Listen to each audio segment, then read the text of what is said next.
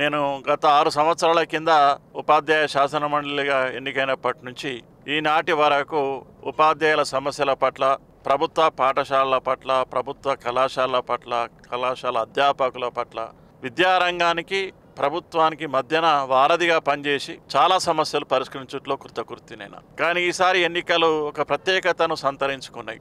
రాష్ట్రంలోనే ఒక అతిపెద్ద సంఘం అని చెప్పుకునేటువంటి ఒక సంఘం శాసన మండలి సభ్యులుగా నేను పనిచేసినప్పుడు నేను ఒక్కడినే ఉండి కూడా ఆ సంఘం ప్రలోభాలకు లోనై మనకి ఇవ్వాల్సిన అవకాశాన్ని కనీసం మండల స్థాయిలో కానీ, పాఠశాల స్థాయిలో కానీ, జిల్లా స్థాయిలో కానీ ఉపాధ్యాయ సంఘాలతో సంబంధం లేని వ్యక్తి, ఏ హోదాలో పనిచేయని వ్యక్తి, ఒక జీవో పట్ల అవగాహన లేని వ్యక్తి, కనీసం ఒక మండల విద్యాధికారితో కానీ, జిల్లా విద్యాధికారితో కానీ, రాష్ట్ర అధికారులతోటి మాట్లాడిన అనుభవం లేని వ్యక్తికి టికెట్ ఇచ్చి నన్ను కొంత ఇబ్బందికి గురి చేసినటువంటి సందర్భంలో తప్పకుండా నేను ఈ రియల్ ఎస్టేట్ వ్యాపారికి వ్యతిరేకంగా తప్పకుండా పోటీలో ఉండాలి, మా ఉపాధ్యాయుల యొక్క విలువను పెంచాలి, మా గౌరవాన్ని పెంచుకోవాలనేటువంటి ఉద్దేశంతో కొంత ఆలస్యంగా బరిలోకి నిలవడం జరిగింది. కాబట్టి ఈ ఎన్నికలు ఒక ప్రత్యేకతను సంతరించుకున్నాయి. మా ఉపాధ్యాయ మిత్రులు ఆలోచించాలి. ప్రతి ఒక్కరూ ఏదో రకంగా ప్రలోభాలకు పెట్టి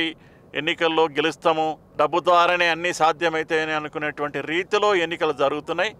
ఈ ఎన్నికలకు మనకు ఉపాధ్యాయునికి మధ్యన, రియల్ ఎస్టేట్ వ్యాపారులకు మధ్యన, నైతికతకు అనైతికతకు మధ్యన, ధర్మానికి అధర్మానికి మధ్యన జరుగుతున్నటువంటి ఎన్నికలు. గౌరవనీయులు మన రాజ్యాంగ నిర్మాత బిఆర్ అంబేద్కర్ గారు కేవలం ఉపాధ్యాయులకి అవకాశం ఎందుకు కలిగించిన అంటే, ప్రభుత్వ పాఠశాలలో చదివేటువంటి పేద, బడుగు, బలహీన మైనార్టీ విద్యార్థులు అందరిలాగా సమాజంలో వాళ్ళు కూడా పాత్రలు కావాలి, వాళ్ళు కూడా రాజకీయంగా, సాంఘికంగా, ఆర్థికంగా ఎదగాలి.